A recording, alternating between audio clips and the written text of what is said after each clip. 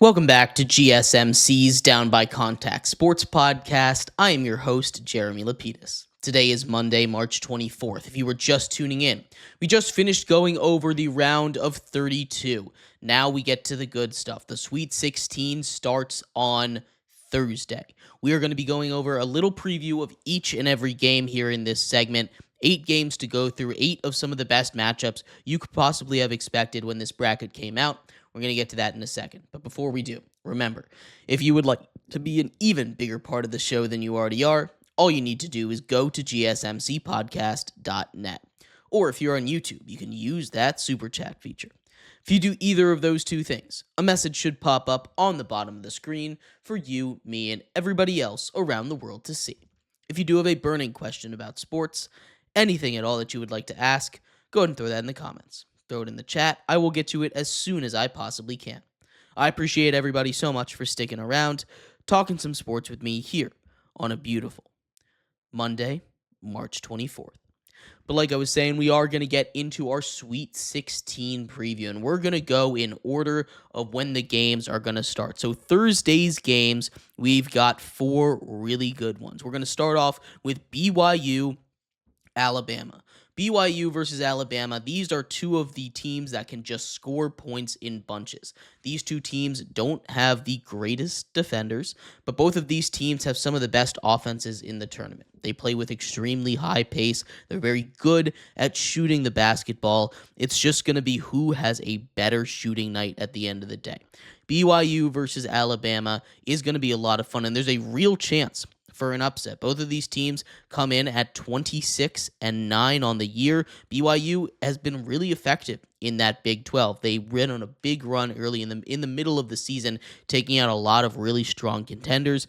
Both of these teams over 35% from 3. BYU 37%, Alabama at 35%. These 2 teams, that is their strength.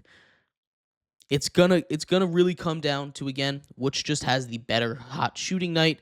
I think I lean towards Alabama as they're just a little bit more prolific when it comes to shooting the basketball, a little bit more prolific when it comes to defense as well.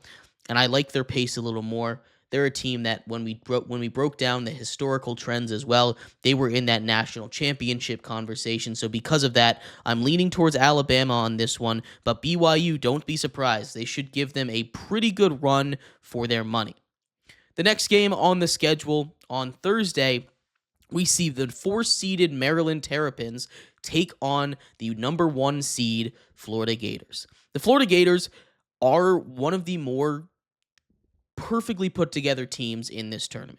They're one of the more total teams that we have seen overall in a very long time, built similarly to that Baylor team that ended up winning the national championship back in 2021. But don't sleep on this Terrapins team. I know we saw them get into trouble against Colorado State, but Colorado State was playing their best basketball at the most important time. The key for both of these teams is going to be foul trouble, especially for Maryland. Maryland has one of the best starting lineups in all of football.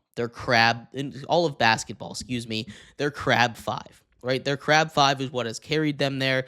They've had some pretty bad luck. They've lost 8 games. 4 of those came off of buzzer beaters. So they got a little bit of revenge in their last game against Colorado State. Maybe they got the bad juju off there, but this is a Florida team that's no joke, and they survived a scare of their own in that game against UConn, winning by just 2 points against the 2-time defending national champions. This game, I truly think, is a 50-50. I like this Maryland team a lot.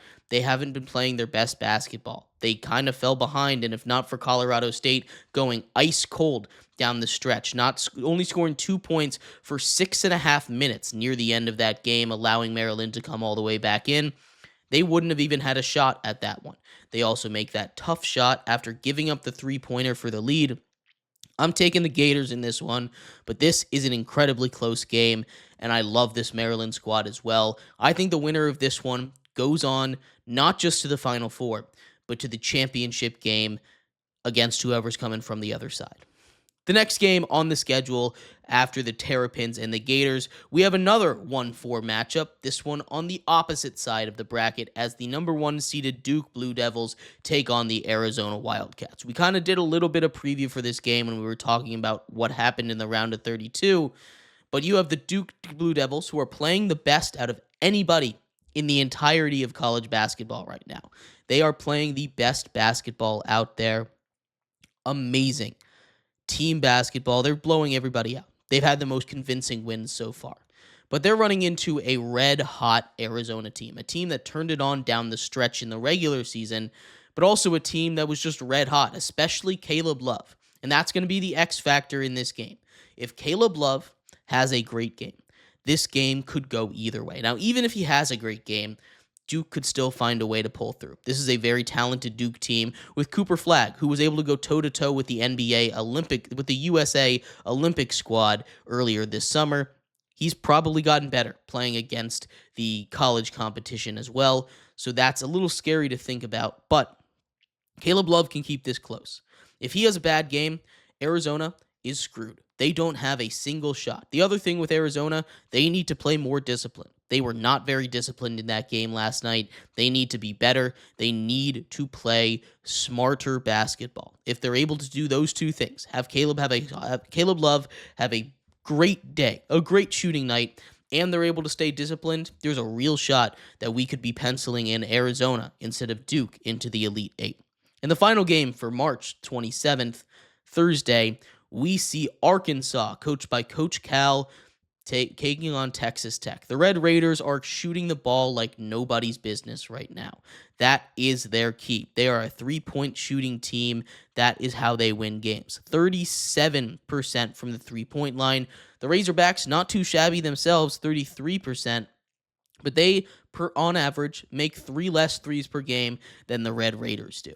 This game is going to be a bloodbath, really. We see the size of the Razorbacks and the physicality really came out against that St. John's team.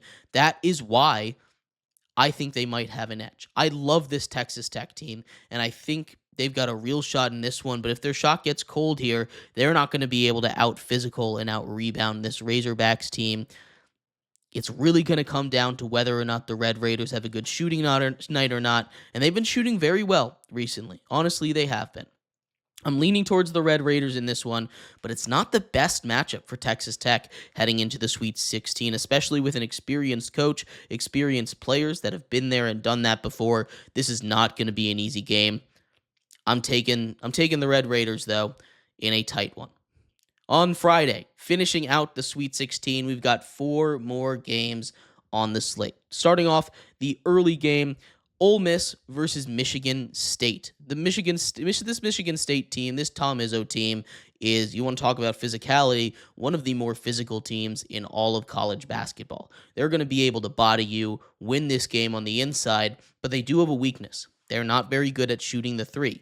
They're very similar to St. John's in that way, although I think they've got a little more just pure talent on that team. They don't shoot a lot of threes. St. John's, they do shoot a lot of threes sometimes. Michigan State doesn't do that. Michigan State, one of the teams that shoots the least amount of threes in the country, averaging just 19 threes per game right now, shooting at 31%. Ole Miss, that is how they win this game. They outshoot them. Again, I've said that for a lot of teams, but this is an Ole Miss squad coming out of the SEC that was a historically great conference this year, sending 14 teams to the NCAA tournament. This is a Michigan State team that I think might have the physicality to be able to move on, but Ole Miss is this is a pretty good matchup for Ole Miss as well. I think I'm riding with Michigan State just for this time, but it's not going to be an easy one. None of these games are necessarily going to be easy. Then we have a rivalry game, Kentucky versus Tennessee. Kentucky back in the Sweet 16 for the first time in a while. Tennessee has had a couple of tournament teams, 2 seeds, high seeds that have been a little disappointing as of late. They're looking to buck that trend, and this game is going to be one of the more important ones in that Tennessee-Kentucky rivalry that we have seen in a long time. Kentucky has swept them in the regular season. 2 wins against this Tennessee team that has only lost 7 games. That is Almost 30% of their losses have come against this Kentucky squad. This is a very good Kentucky team, and they've done it twice before, but it's tough. It's really hard to win against a team 3 times. Tennessee, I don't know if they're going to be able to do it because, again, losing to a team twice in the regular season, that's just a bad omen. I want to pick Tennessee, but my heart says Kentucky in this one. With just the history earlier this season, I think they make it past, advance to the Elite Eight. Then we have Michigan versus Auburn, and this is a 1 seed in Auburn that's probably been the weakest out of them. They've been tested in the 16 seed game. They were tested in the first half of the Creighton game as well. They need to come out strong. Michigan is a team that won't go away down the stretch. They're big, physical. They have 2 7-footers. Again, that is what has led them to where they are. They won the Big Ten tournament. They are red hot, the hottest team in basketball right now. Michigan is a very dangerous team. Auburn has the personnel to go at them, but the question is whether or not they're going to be able to play against a physical Michigan team. I like Auburn in this one, but again, this is not the greatest matchup for them. They don't quite have the size to match up with that Michigan team. And the last game of the Sweet 16, the 4-seed Purdue Boilermakers taking on the Houston Cougars. The Cougars over there in Houston, they have been wishing for a big moment in the postseason, right? They have been a 1-seed, a 2-seed for a long time. Purdue as well. They went on a deep run last year, making it all the way to the championship game.